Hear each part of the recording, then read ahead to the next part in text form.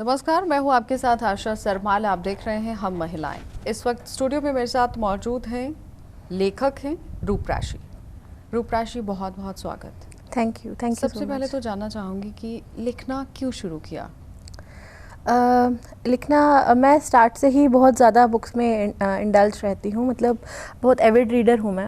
And मेरे grandfather, मैंने बचपन से ही अपने ग्रैंडफादर को बुक्स में इन्वॉल्व देखा। एंड जब आप किसी घर में एक ऐसा मेंबर होता है जो बहुत ज़्यादा बुक्स पढ़ता है, तो आप खुद ही एक जीन्स में वो चीज़ आ जाती है। तो आई थिंक कि मैंने बचपन से ही बुक से एक लगाव देखा है अपनी फैमिली में। और वो चीज़ फिर मेरे पापा का भी बहुत ज़्यादा रहा रोल इसमें, कि वो हमें स्टार्ट से ही रीडिंग की बहुत हैबिट उन्होंने डेवलप करी। हम पहले मैगजीन्स से, देन चंपक, के बच्चे जो मैगजीन्स पढ़ते हैं उनसे फिर नॉवेल्स पे आई।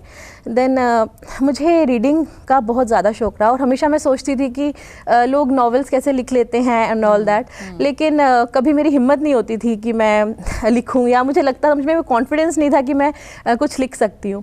बट देन मुझे लगता है कि हर एक की लाइफ में एक ऐसा पॉइंट आता है जब उनमें कुछ करने की कॉन्फिडेंस डेवलप होती है, और वो एक डेस्टिनी ही आप मान सकते हैं उसे। मेरी डेस्टिनी में लिखा था।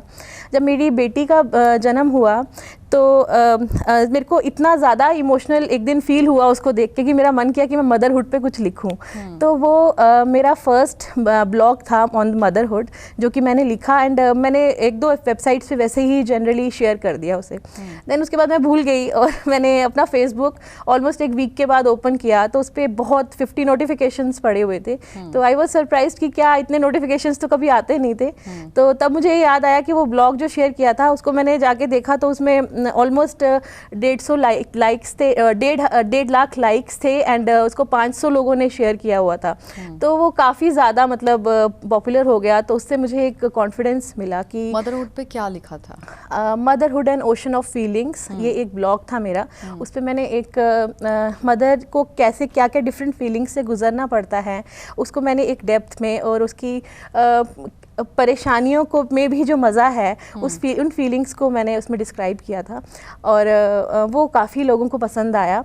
तो एक न्यू राइटर के लिए ये बहुत बड़ा अप्रिसिएशन, खुद को ही एक बहुत मोटिवेटेड फील होता है कि आपको लोग इतना ज़्यादा एक पहला ही ब्लॉग शेयर करें। तो उसके बाद मैंने ब्लॉग्स लिखे। देन मेरा स्टार्ट से था कि एक बुक लिखूँ लाइफ में। तो फिर मैंने अपनी फर्स्ट बुक लिखी, the girl who saw it all. राशि, ये भी जानना चाहूँगी कि जब इंसान फर्स्ट स्टेप किसी काम की तरफ बढ़ाता है जी, जब उसमें एक मुकाम हासिल होने की किरण नज़र आती है जी, और जब लोगों की तरफ से अच्छा रिस्पांस मिलता है, जी। तो कितनी खुशी महसूस होती है? देखिए, ये इससे ज़्यादा सेटिस्फाइंग फीलिंग कुछ और हो ही नहीं सकती, क्योंकि आप जो काम दिल से करें और उसका रिस्पांस बहुत अच्छा है। और दूसरा ये चीज़ कि मेरी जो बुक्स होती हैं यूजुअली मोटिवेशनल होती हैं, और इस चीज़ से मुझे बहुत खुशी मिलती है कि किसी ना किसी वे में ये लोगों की लाइफ को इम्पैक्ट कर रही हैं, और पॉजिटिविटी सोसाइटी में मैं इनके थ्रू कंट्रीब्यूट कर पा रही हूँ। तो ये एक बहुत ही अच्छी फीलिंग है। अभी रिसेंटली मेरा क्रॉसवर्ड में बुक साइनिंग था, तो वहाँ पे काफ़ी लोग आए और बुक साइन करवाने के लिए। तो उनमें जो मैंने एक खुशी देखी कि लोग मुझसे मिलना चाह रहे थे and they wanted to get the book signed. और वो लोग इसलिए नहीं आए थे कि मैं एक ऑथर हूँ, वो इसलिए आए थे क्योंकि उनको मेरी फर्स्ट बुक इतनी अच्छी लगी थी कि उनको कुछ पॉजिटिव फील हुआ था वो बुक पढ़ के। देन एक दो लोग तो बहुत गाज़ियाबाद से 2 घंटे ट्रैवल करके आए थे।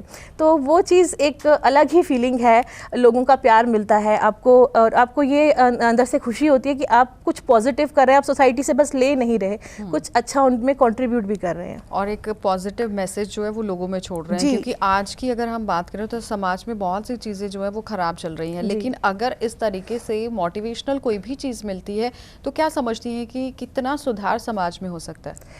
देखिए, मैं ये मानती हूँ कि हर कोई किसी ना किसी वे में इंस्पायर अपने आसपास के लोगों को करता है।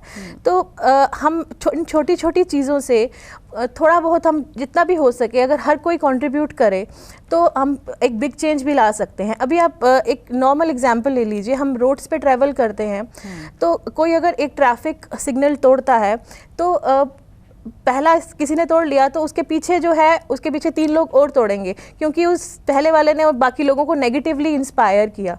तो हमें कुछ भी ऐसा नहीं करना चाहिए जिससे कि हम लोग आसपास वालों को किसी भी चीज़ के लिए नेगेटिवली इंस्पायर करें। हमें हमेशा, मुझे ये लगता है कि अगर हर कोई इंसान छोटी छोटी चीज़ में भी पॉजिटिविटी से काम करेगा तो हम लोग हर कोई अपने आसपास वालों को अच्छा मैसेज देंगे और इससे एक बिग चेंज आ सकता है। बहुत अच्छी बात रूपराशि ने की है कि अगर हम खुद से शुरुआत करते हैं, एक बहुत ही अच्छी एक सुझाव उन्होंने दिया है, एक मिसाल दी है कि अगर मान लीजिए हम ट्रैफिक सिग्नल पर कहीं रुके हुए हैं और रेड लाइट हो जाती है, लेकिन उसमें से अगर कोई एक इंसान वहां से निकल जाता है तो उसे देखकर एक भी जाएगा, दूसरा जाएगा, तीसरा जाएगा और हो सकता है कि पूरी लाइन ही खाली हो जाए। क्योंकि आज समाज जो है वो सिर्फ देखा और देखी में चल रहा है कि जैसे आगे चलने वाला इंसान कर रहा है बस भेड़ चाल की तरह उसके पीछे चले जा रहे हैं लोग।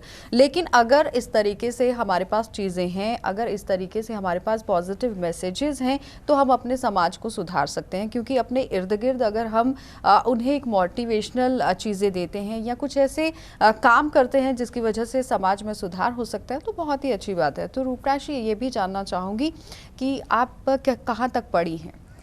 मैंने पोस्ट ग्रेजुएशन 2 अलग अलग फील्ड्स में की है। पहले मैंने एमएससी इन बायोकेमिस्ट्री करी थी, देन उसके बाद I did MBA in human resources और उसी में मैं जॉब कर रही हूँ। I work as manager HR in GAIL India limited.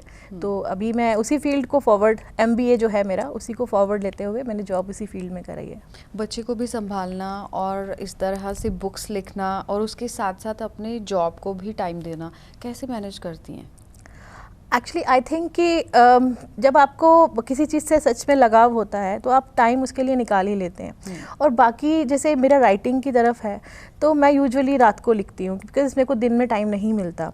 And mostly I try to कि जो चीज़ हम प्रायोरिटी के हिसाब से चले, जिस चीज़ को जब आपकी ज़रूरत है उसको प्रायोरिटाइज करके हम चीज़ें, आई थिंक कि बहुत अच्छे से हम अपना टाइम मैनेज कर सकते हैं। तो सिचुएशन टू सिचुएशन आप डिपेंड करता है कि आपको अभी आपको लगता है कि योर फैमिली नीड्स यू और योर जॉब नीड्स यू, तो आपको उस तरफ ज़्यादा उसको प्रायोरिटाइज करना पड़ेगा। तो एज़ पर द सिचुएशन, जब मुझे लगता है कि हाँ मेरे पास अभी टाइम है, आई कैन राइट, तो मैं उस टाइम लिखती हूँ।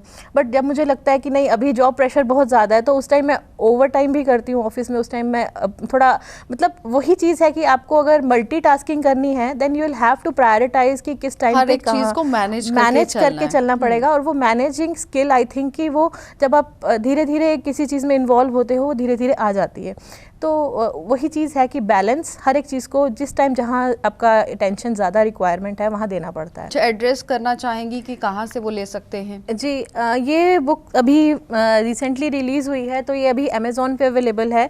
आप लोग अमेज़ॉन से ऑर्डर कर सकते हैं and with in a period of 1 month और सो ये यहाँ पे आई एम ट्राइंग कि यहाँ जम्मू के बुक स्टोर्स में भी ये अवेलेबल हो जाए, but it will take some time. But अभी जो लोग पढ़ना चाहते हैं they can order it on Amazon. तो चलिए, आपने देखा कि रूपराशि आज हमारे साथ थी और उन्होंने बुक लिखी हुई है और सीधे तौर पर हमारे दर्शकों को बता दिया है कि अमेज़ॉन पर आप उनकी बुक खरीद सकते हैं, उसके बाद पढ़ सकते हैं। और बहुत ही अच्छा मैसेज जो है उन्होंने अपनी बुक्स में छोड़ा हुआ है, आप पढ़िए ज़रूर। तो बहुत बहुत धन्यवाद रूपराशि हमारे साथ जुड़ने के लिए। और आज के हमारे इस कार्यक्रम में इतना ही, इजाज़त दीजिए, नमस्कार।